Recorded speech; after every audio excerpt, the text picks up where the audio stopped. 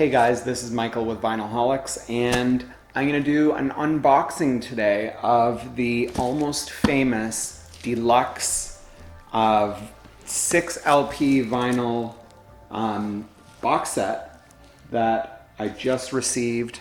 I've torn at it a little bit. I just received this one. This is the soundtrack from my all-time favorite movie, and I'm assuming a ton of you guys, this is your all-time favorite movie as well. I've always wanted the soundtrack, and it was really hard to find, right? It was very expensive, so we're waiting for a repress of it. And the 2 LP version is really weird in that the tracks that are on it are not necessarily the tracks that you remember from the movie. Yeah, Tiny Dancer's on it, but there's other stuff in there that is not stuff that you really relate to the film. So when this one came out and it has virtually everything in it, as I said, it's 6 LPs, you know, I had to jump on it, and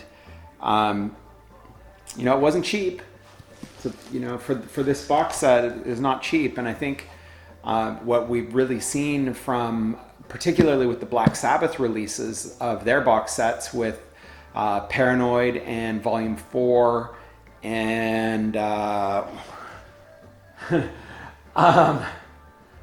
Sabotage, and then I think right now I think Technical Ecstasy has just come out, which I will not be buying. Not a huge fan of the album. There's a couple good tracks on it, but I'm not necessarily a completist. I'm a completist for the albums that I love from within a band. So I have a complete Black Sabbath collection for everything up until Never Say Die. And then the Dio albums, of course, but I don't have Never Say Die or Technical Ecstasy, and I'll probably get Never Say Die, but probably not Technical Ecstasy. Anyways, this was pretty expensive, and with the Black Sabbath box sets, the value is incredible. They've shown us that you don't need to charge a fortune, and the extras that came with the Sabbath ones are pretty phenomenal. So, anyways, let's open this thing up. I am, well, this shrink is pretty trashed. It's kind of like, do I keep it in the shrink to try to protect it from sliding in and out? But let's just take it off. So let's start with the cover with a photo of William Miller walking away from the band. He's going home here. This is a great scene where he is done. He is over it. And I think the following scene is he just hits his bed and just like falls face forward on his bed.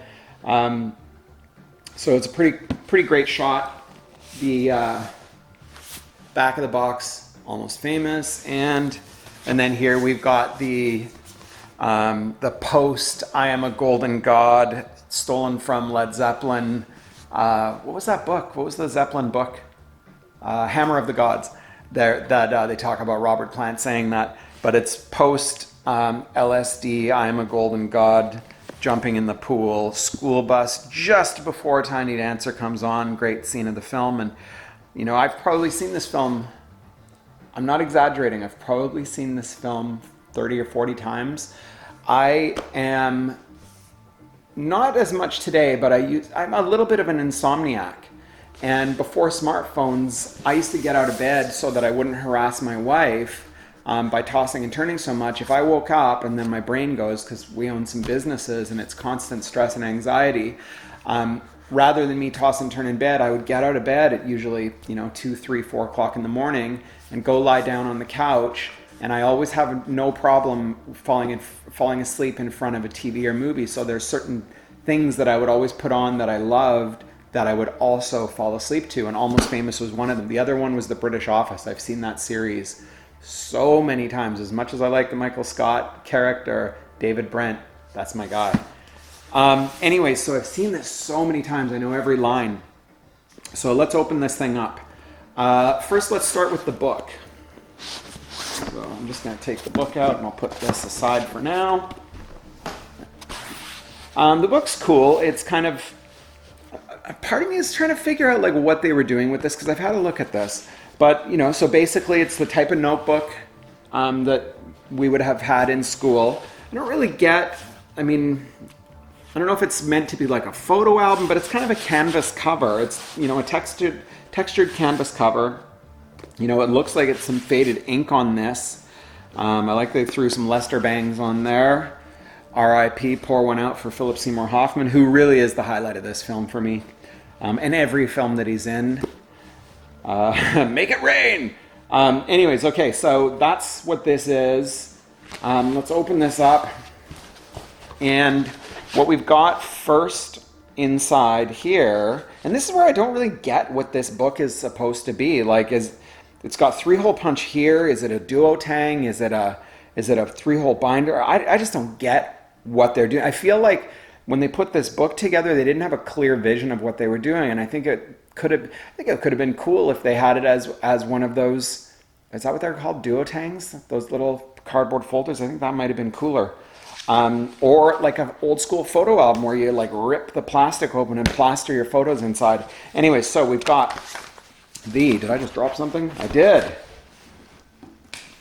We've got a promo for the Almost Famous Blu-ray, which I guess I'll have to keep this.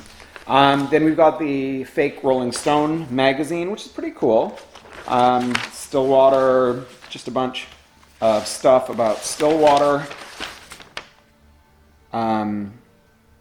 Okay, cool. Some articles about Joni Mitchell, Eagles, Neil Young at the Chorale Club, something happening at Elektra. So some cool headlines that I have to assume are based on reality. I like that they've got this as William Miller's article for Rolling Stone. I haven't read it yet,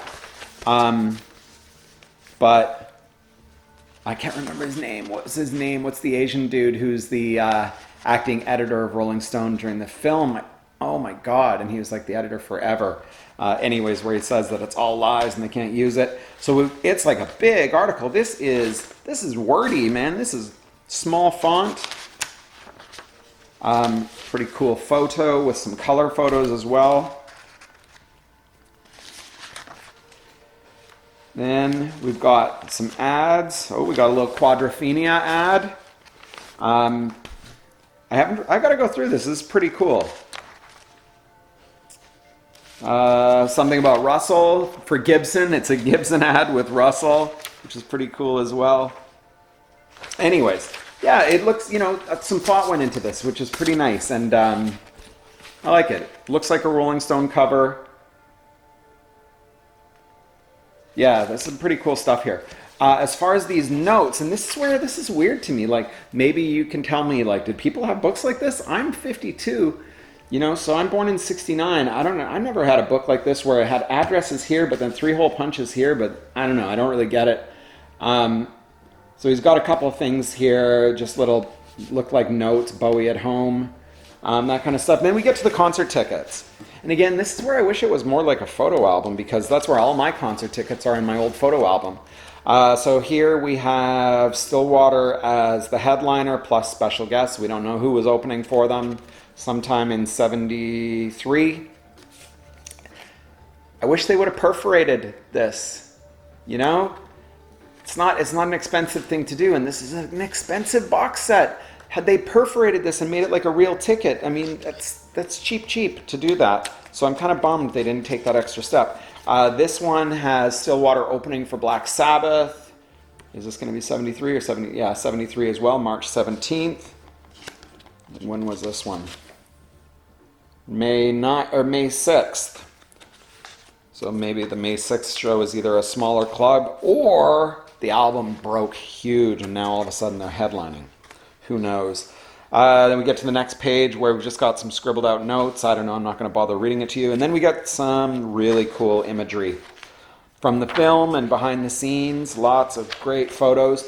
And what they've done here is they've talked about some of the iconic scenes in the film with some of the actors and some of the people on set who are giving their opinion. This is all Cameron Crowe. If you don't know this film, it's based on a true story roughly of Cameron Crowe's early teenage years when he wrote for Rolling Stone. And I believe the Stillwater is sort of a fictitious version of the Allman Brothers, I think. I may be wrong. Like I said, I know the film really, really well. I don't 100% know the backstory. Here's the Great I'm the Golden God scene. And as I said, there's people, on set who are just, talking about how important some of these scenes are. And I've had a quick flip through this book. It's really fantastic. Here's a good Canadian boy who's gone on to become pretty big from this pretty small part. And here's the real guy that his character is based on. And it was interesting because I never really knew this was a real character. So it was neat to kind of read about the real guy, who apparently was front show at every single show and would have a shirt printed with, Mr. Keith Richards. Now, he must have been a Keith Richards fan more than anyone else because it just says Jagger, Wyman, Watson, Wood. It doesn't say their names, but Mr. Keith Richards.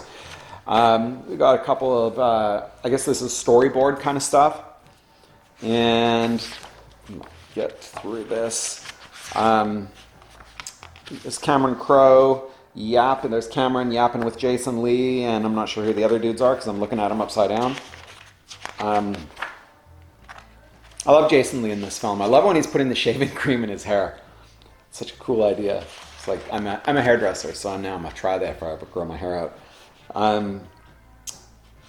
This is that great scene where William Miller can't get in. I don't know if you guys can see this. Can't get into the backstage for that first show, and then he sneaks in with the what are they called? Not the chiclets. I don't know. I can't remember what they're called. I haven't watched this movie in a little while because now that I have kids, I can't really watch it with my kids, and my insomnia thing, I never got to that.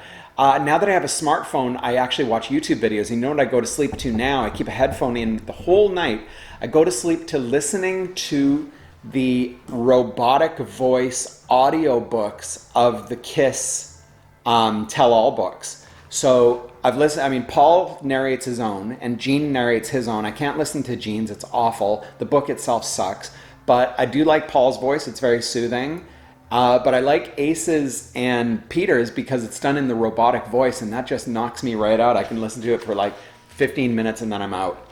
But I've listened to those things like 50 times. And it's interesting, by the way, totally as an aside, I highly recommend you either read those books or listen to the audiobooks, because it's really great to hear the same story told from those 4 different perspectives.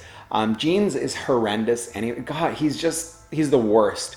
But I really kind of connected with Paul and Peter. Didn't love Ace with his pretty arrogant, but I really like Paul and Peter. Ace is literally every freaking minute of his book is a disaster that is totally caused by him doing something stupid. So it's really hard to be on his team when he's consistently doing stupid shit.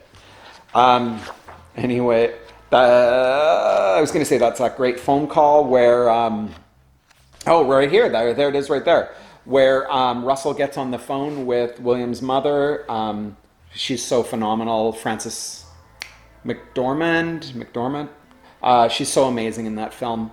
And that's that part where he gets on the phone thinking he's going to be cheeky, and then afterwards he gets off and he's like, "Your mother freaked me out." So more stuff. I think these are some backstage or stuff from the actual Stillwater concert. Here's, I think, cast and crew. There's the bus. You get the gist. This is pretty cool. I didn't know Kyle Gass was in this film. I am going to have to go back and watch this. I loved the hotel clerk guy.